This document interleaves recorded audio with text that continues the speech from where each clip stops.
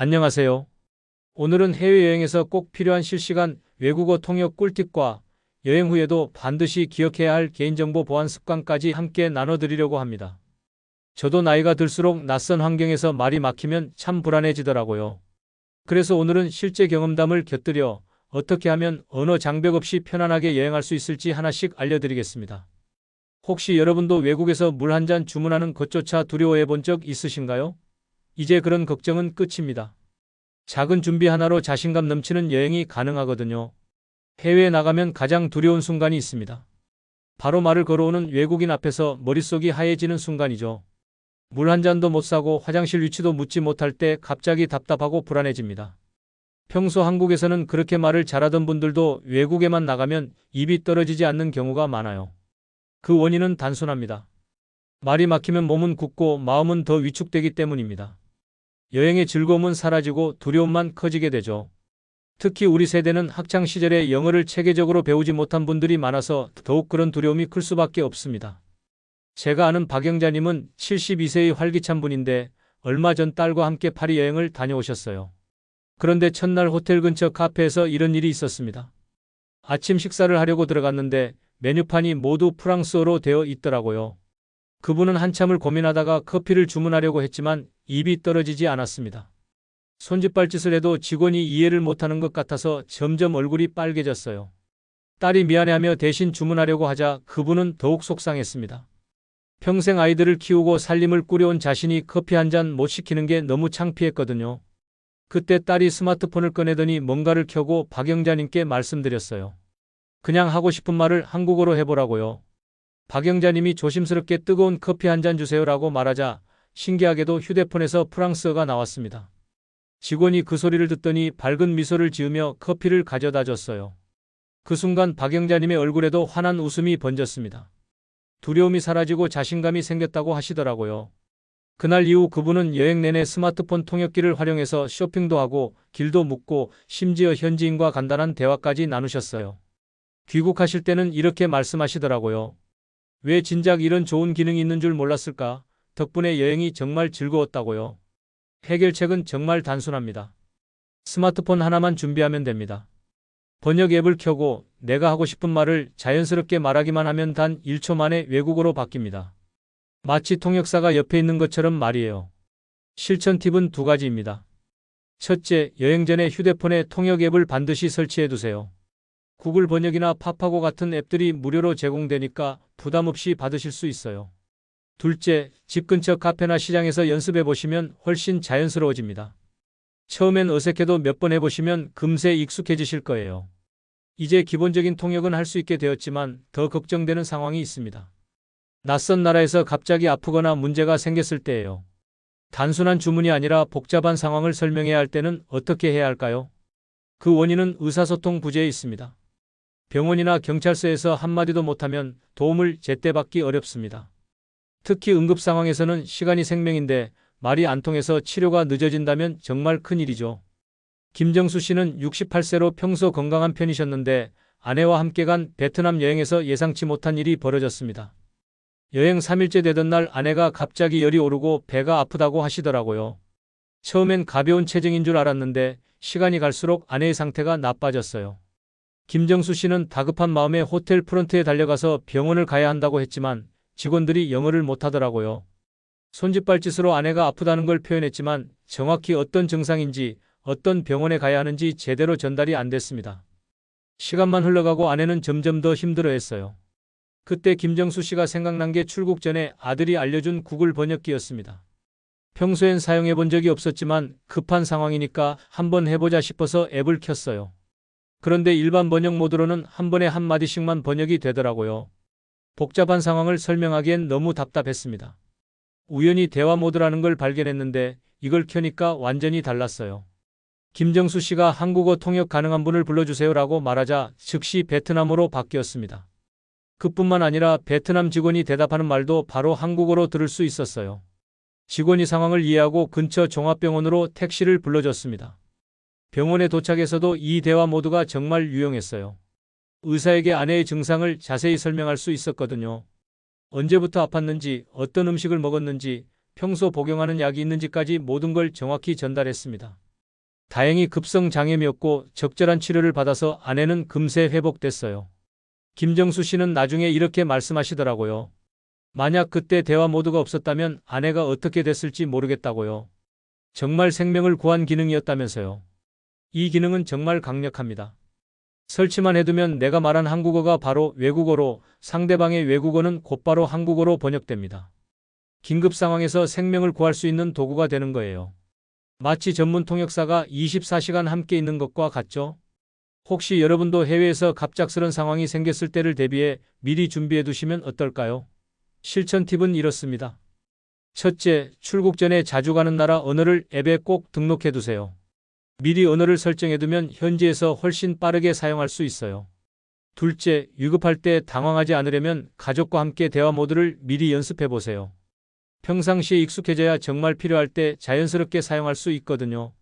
앞서 구글 번역 얘기를 했지만 또 다른 고민이 있을 수 있어요. 앱 설치가 번거롭다고 느끼실 수도 있고 급할 때 앱을 찾아서 켜는 것도 시간이 걸리죠. 그런데 갤럭시 스마트폰을 쓰신다면 더 간단한 방법이 있습니다. 바로 퀵 패널 통역 기능이에요. 원인은 많은 분들이 이 기능이 있다는 걸 잘 모르기 때문입니다.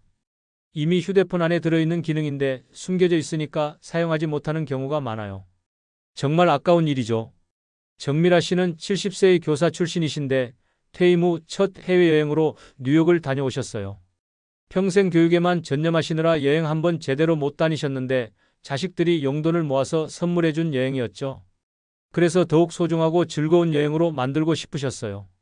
그런데 둘째 날 밤에 문제가 생겼습니다. 호텔 옆방에서 밤늦게까지 파티를 하는 듯 음악 소리와 웃음소리가 계속 들렸어요. 처음엔 참았는데 새벽 2시가 넘도록 시끄러워서 전혀 잠을 잘 수가 없었습니다. 다음날 관광 일정도 있는데 이대로는 안 되겠더라고요. 정미라 씨는 프런트에 내려가서 상황을 설명하려고 했지만 막막했어요. 평생 영어를 가르치긴 했지만 실제 대화는 다른 문제였거든요. 게다가 밤늦은 시간이라 당직 직원도 피곤해 보였고 자신의 영어 실력으로는 정확한 상황 전달이 어려워 보였습니다. 그때 생각난 게 출국 전에 딸이 보여준 갤럭시 통역 기능이었어요. 화면을 위에서 아래로 쭉 내리면 나오는 퀵 패널에서 통역 버튼을 누르기만 하면 된다고 했거든요. 정미라 씨가 조심스럽게 그 버튼을 눌러보니까 정말 통역 화면이 나왔어요. 한국어를 영어로 설정하고 제 방이 너무 시끄럽습니다.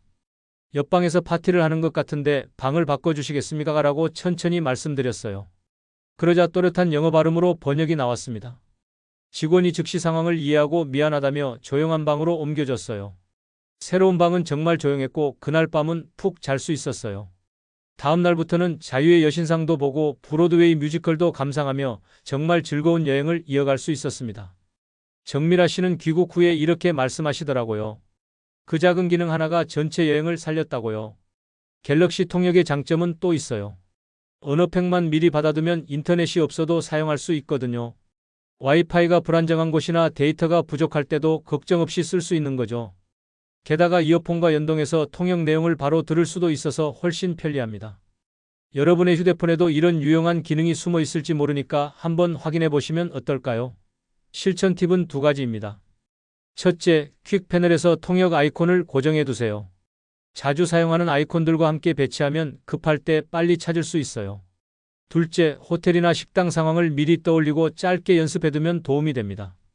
실제 상황에서 당황하지 않고 자연스럽게 사용할 수 있거든요. 이제 통역 기능은 어느 정도 익숙해지셨을 텐데 또 다른 걱정거리가 있어요. 해외에서는 인터넷이 끊기거나 로밍이 불안정한 경우가 잦거든요. 갑자기 연결이 안 되면 아무리 좋은 통역 앱도 무용지물이 될 수 있죠. 이 문제의 원인은 바로 사전 준비 부족입니다. 언어팩을 미리 다운로드하지 않으면 오프라인에서는 아무 소용이 없어요. 많은 분들이 이런 준비의 중요성을 간과하시거든요. 최현우 씨는 66세의 건설업 은퇴자신데 평생 성실하게 일만 하시다가 처음으로 혼자 여행을 떠나셨어요. 목적지는 일본이었는데 도쿄 같은 대도시가 아니라 조용한 시골 마을로 가셨죠. 번잡한 도시보다는 전통적인 일본의 모습을 보고 싶으셨거든요. 그런데 셋째 날에 예상치 못한 일이 벌어졌습니다. 작은 마을을 구경하느라 이곳저곳 돌아다니다가 길을 완전히 잃어버린 거예요. 숙소 이름도 일본어로 되어 있어서 정확히 기억이 안 났고 주변에는 낯선 풍경만 펼쳐져 있었습니다. 더 큰 문제는 그 지역이 산간 마을이라 인터넷이 거의 안 잡힌다는 거였어요. 휴대폰을 아무리 들어 올려도 신호가 약하거나 아예 안 잡혔습니다. 평소에는 당연하게 여겼던 인터넷이 이렇게 중요한 줄 몰랐다고 하시더라고요. 최현우 씨는 점점 불안해졌어요. 해가 지면 더 어려워질 텐데 길을 물어볼 사람도 마땅치 않았거든요. 그때 마침 밭일을 하고 있는 할아버지를 발견했어요. 다가가서 인사를 드리고 길을 묻고 싶었지만 말이 안 통하니까 답답했죠. 그런데 다행히 한국에서 일본어 언어팩을 미리 받아둔 덕분에 통역 앱이 작동했어요. 기차역은 어디인가요? 라고 번역해서 할아버지께 보여드렸더니 친절하게 방향을 가리켜 주셨어요. 그뿐만 아니라 종이에 간단한 지도까지 그려주셨고요. 할아버지가 알려준 대로 걸어가니까 정말 기차역이 나왔어요. 거기서 다시 통역 앱으로 숙소 이름을 보여주며 길을 물어보니까 영무원이 친절하게 안내해줬습니다. 무사히 숙소에 도착할 수 있었죠. 최현우 씨는 그날의 경험을 통해 중요한 걸 깨달으셨어요. 인터넷이 안 되는 상황에 대비하는 게 얼마나 중요한지 말이에요. 만약 언어팩을 받아두지 않았다면 정말 큰일이 날 뻔했다고 하시더라고요. 구글 번역은 오프라인에서 텍스트만 가능하지만 갤럭시는 언어팩만 있으면 음성 통역도 가능해요. 그리고 번역할 때 주어와 대상을 분명히 말하면 번역 정확도도 크게 올라갑니다. 혹시 여러분도 인터넷이 불안정한 곳으로 여행 가실 계획은 없으신가요? 실천 팁은 다음과 같습니다. 첫째, 여행 준비물 체크리스트에 언어팩 다운로드를 꼭 넣어두세요. 출국 전에 반드시 확인하는 습관을 만드시면 좋아요. 둘째, 번역할 때는 제가 늦었습니다. 당신이 늦었습니다.처럼 주어를 명확히 해주세요. 그래야 더 정확한 번역이 나와요. 즐거운 여행이 끝나고 집에 돌아오면 정말 뿌듯하죠. 그런데 여행이 끝났다고 해서 모든 게 끝난 건 아니에요. 마지막까지 조심해야 할 중요한 일이 하나 더 있거든요. 많은 분들이 항공권을 공항 휴지통에 버리고 옵니다. 더 이상 필요 없으니까 당연하다고 생각하시죠. 하지만 이 행동이 큰 위험을 부른다는 걸 아셔야 합니다. 원인은 항공권의 QR코드와 바코드 안에 이름, 예약번호 같은 개인정보가 그대로 담겨 있기 때문이에요. 누군가 주워서 스캔하면 바로 유출되는 거죠. 요즘 같은 디지털 시대에는 이런 정보만으로도 다양한 악용이 가능해요.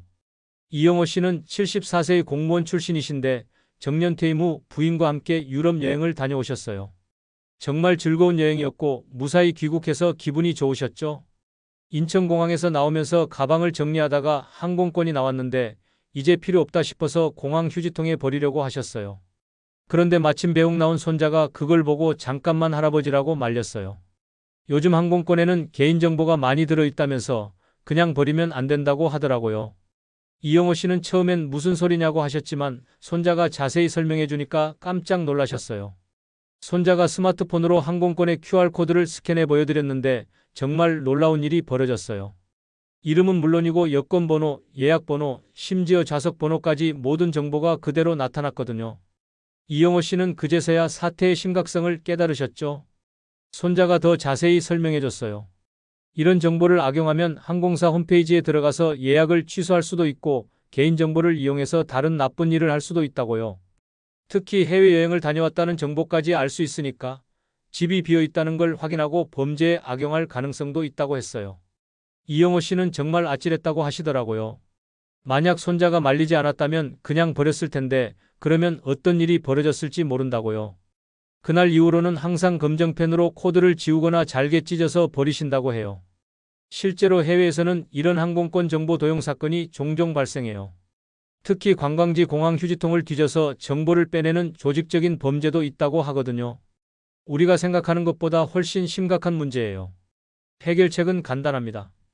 집에 돌아오면 반드시 항공권을 파기하거나 QR코드를 지워야 해요.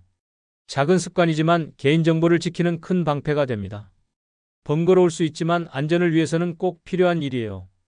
혹시 여러분도 여행 후에 항공권을 그냥 버리신 적 있으신가요? 실천 팁은 두 가지입니다. 첫째, 집에 돌아오면 항공권을 반드시 세절하거나 펜으로 코드 부분을 가리세요. 특히 QR코드와 바코드 부분은 완전히 지워야 해요. 둘째, 항공권 사진을 SNS에 올리지 마세요. 개인정보가 그대로 노출될 수 있거든요. 여행 인증샷을 올리고 싶으시면 코드 부분은 가리고 찍으시는 게 좋아요. 오늘은 실시간 통역으로 두려움 없는 여행과 항공권 보안으로 안전한 귀국까지 함께 알아봤습니다.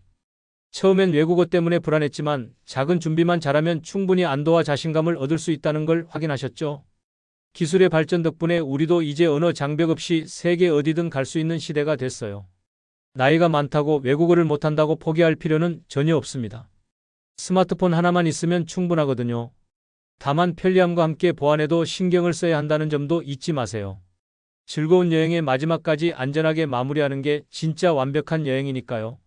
우리 모두 다시금 여행을 즐겁게 누릴 수 있는 희망을 가져보시길 바랍니다. 세상은 넓고 우리에게는 이제 그 넓은 세상을 자유롭게 누빌 수 있는 도구가 있어요. 다음에도 생활에 꼭 도움이 되는 정보를 따뜻하게 전해드리겠습니다. 감사합니다.